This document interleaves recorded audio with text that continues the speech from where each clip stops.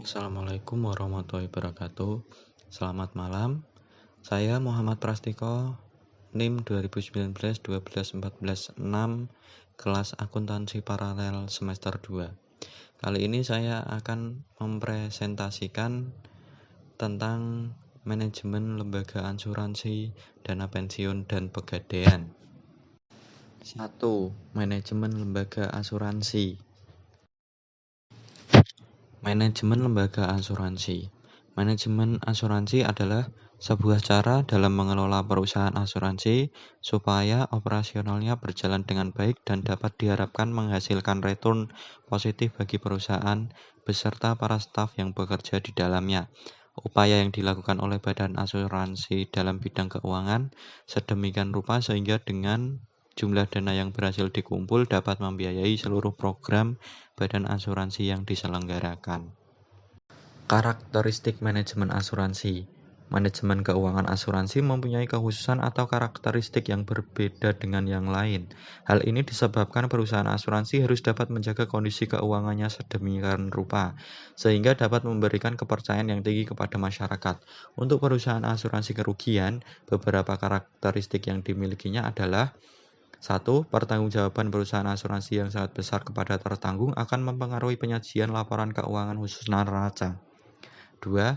Penentuan beban tidak langsung sepenuhnya dihubungkan dengan pendapatan premi, karena timbulnya beban klaim tidak selalu bersamaan dengan pengakuan pendapatan premi. 3.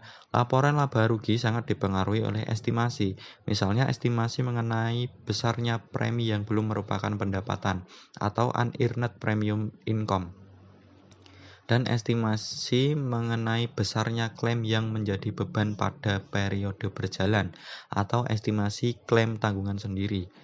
Yang keempat, perusahaan asuransi harus memenuhi ketentuan tingkat solvabilitas, karena perusahaan asuransi yang tidak memenuhi tingkat solven pada saat tertentu tidak akan dapat memenuhi kewajibannya terhadap klaim yang akan datang. Asuransi di dalam Undang-Undang Nomor 2 Tahun 1992 tentang usaha perasuransian adalah perjanjian antara dua pihak atau lebih dengan mana pihak penanggung mengikatkan diri kepada tertanggung dengan menerima premi asuransi untuk memberikan penggantian kepada tertanggung karena kerugian, kerusakan, atau kehilangan, keuntungan yang diharapkan atau tanggung jawab hukum pihak ketiga yang mungkin akan diderita tertanggung yang timbul dari suatu peristiwa yang tidak pasti, atau memberikan suatu pembayaran yang didasarkan atas meninggal atau hidupnya seseorang yang dipertanggungkan. Definisi asuransi menurut Kitab Undang-Undang Hukum Dagang atau yang sering kita sebut KUHD tentang asuransi atau pertanggungan seumurnya. Bab 9 Pasal 246. Asuransi atau pertanggungan adalah suatu perjanjian dengan mana seorang penanggung mengikatkan diri kepada seorang tertanggung dengan menerima suatu premi untuk memberikan penggantian kepadanya karena suatu kerugian, kerusakan, atau kehilangan keuntungan yang diharapkan, yang mungkin akan dideritanya karena suatu peristiwa yang tak tertentu. Prinsip-prinsip dasar asuransi. 1. Insurable interest, yaitu hak untuk mengasuransikan yang timbul dari suatu hubungan keuangan antara tertanggung dengan yang diasuransikan dan diakui secara hukum. 2. Utmost good faith, yaitu suatu tindakan untuk mengungkapkan secara akurat dan lengkap semua fakta yang material mengenai sesuatu yang akan diasuransikan baik diminta maupun tidak. Yang ketiga, proximate cause, yaitu suatu penyebab aktif efisien yang menimbulkan rantaian suatu kejadian yang menimbulkan suatu akibat tanpa adanya intervensi suatu yang mulai dan secara aktif dari sumber yang baru dan independen. 4. Indemnity, yaitu suatu mekanisme di mana penanggung menyediakan kompensasi finansial dalam upayanya menempatkan tertanggung dalam posisi keuangan yang ia miliki sesaat sebelum terjadinya kerugian, yang diatur dalam KUHD Pasal 252 dan 253 dan dipertegas dalam Pasal 278. 5. Subrogation, yaitu Pengalihan hak tuntut dari tertanggung kepada penanggung setelah klaim dibayar.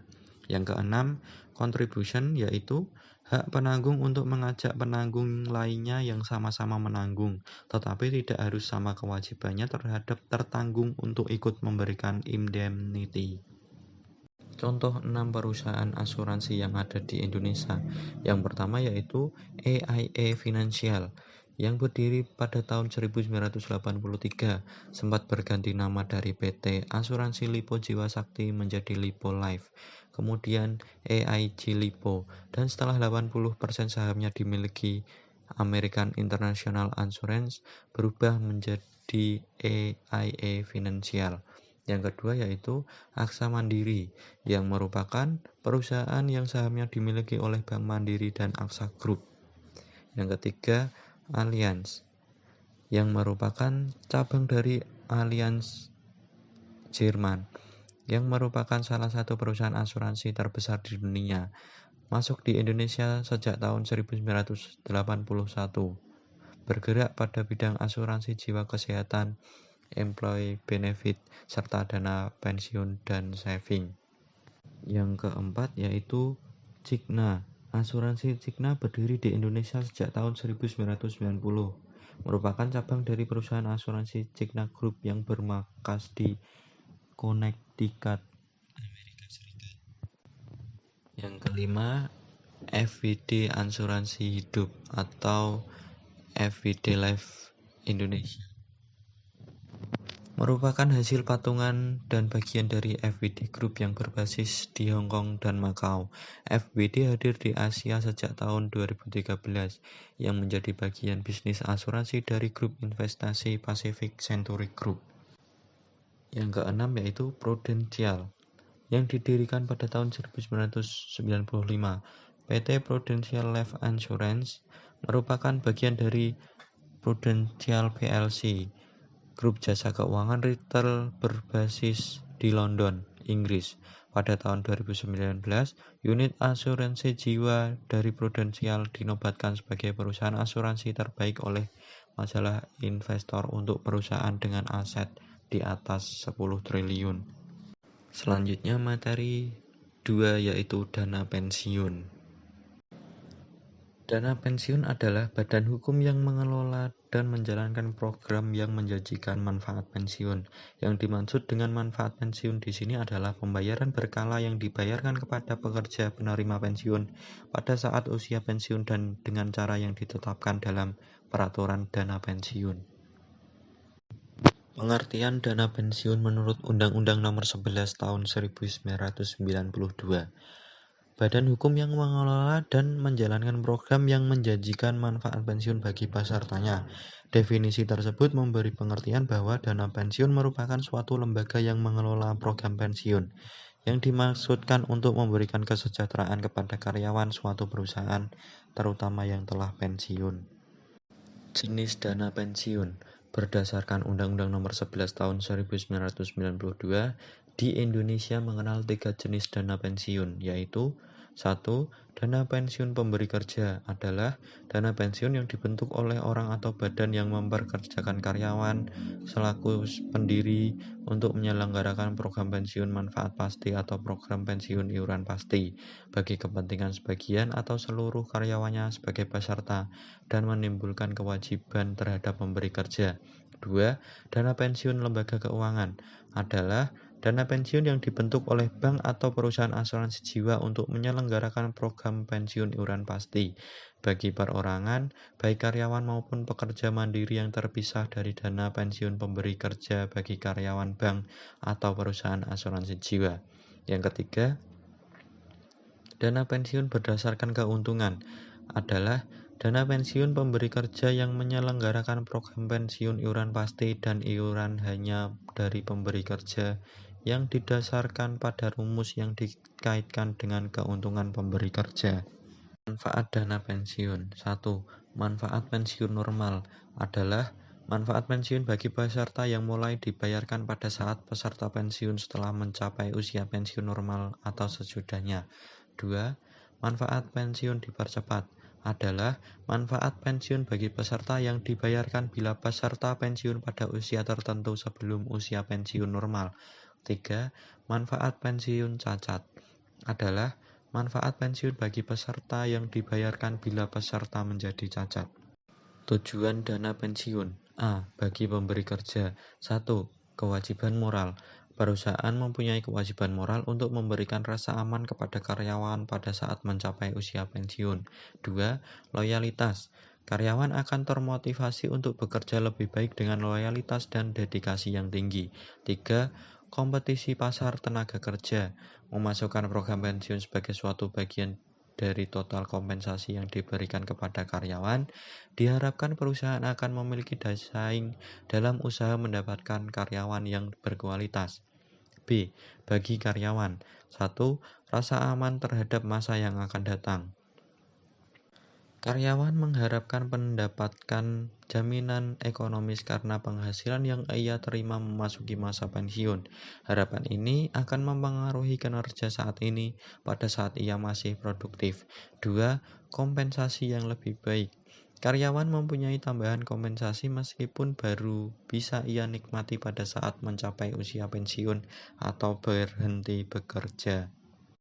Materi yang ketiga yaitu pegadaian. Pegadaian menurut Kitab Undang-Undang Hukum Perdata Pasal 1150, gadai adalah hak yang diperoleh seseorang yang mempunyai piutang atas suatu barang bergerak. Barang bergerak tersebut diserahkan kepada orang yang berpiutang oleh seorang yang mempunyai utang atau oleh seorang lain atas nama orang yang mempunyai utang. Seorang yang berutang tersebut memberikan kekuasaan kepada orang yang berpiutang untuk menggunakan barang bergerak yang telah diserahkan untuk melunasi utang apabila pihak yang berhutang tidak dapat memenuhi kewajibannya pada saat jatuh tempo. Perusahaan Umum Pegadaian adalah satu-satunya badan usaha di Indonesia yang secara resmi mempunyai izin untuk melaksanakan kegiatan lembaga keuangan berupa pembiayaan dalam bentuk penyaluran dana ke masyarakat atas dasar hukum gadai seperti dimaksud dalam Kitab Undang-Undang Hukum Perdata Pasal 1150. Tugas pokoknya adalah memberi pinjaman kepada masyarakat atas dasar hukum gadai agar masyarakat tidak dirugikan oleh kegiatan lembaga keuangan informal yang cenderung memanfaatkan kebutuhan dana mendesak dari masyarakat. Hal ini didasari pada fakta yang terjadi di lapangan bahwa terdapat lembaga keuangan yang seperti Lintah Darat dan Pengijon yang dengan melampungkan tingkat suku bunga setinggi-tingginya. Kegiatan usaha, penghimpunan dana. Dana yang diperlukan oleh Perum Pegadaian untuk melakukan kegiatan usahanya berasal dari 1. Pinjaman jangka pendek dari perbankan. 2. Dana jangka pendek sekitar 80% dari total dana jangka pendek yang dihimpun. 3. Pinjaman jangka pendek dari pihak lainnya. Utang kepada rekanan, utang kepada nasabah, utang pajak, biaya yang masih harus dibayar, pendapatan diterima di muka, dan lain-lain. Yang keempat, penerbitan obligasi. Yang kelima, modal sendiri. Modal sendiri yang dimiliki oleh Perum Pegadaian terdiri dari modal awal, kekayaan negara di luar APBN sebesar 205 miliar rupiah, 2. Penyertaan modal pemerintah, 3. Laba ditahan. Laba ditahan ini merupakan akumulasi laba sejak perusahaan Pegadaian ini berdiri pada masa Hindia Belanda. Penggunaan dana. Dana yang berhasil dihimpun kemudian digunakan untuk mendanai kegiatan usaha Perum Pegadaian. Dana tersebut antara lain digunakan untuk hal-hal berikut. 1. Uang kas dan dana likuid. 2. Pembelian dan pengadaan berbagai bentuk aktiva tetap dan inventaris. 3.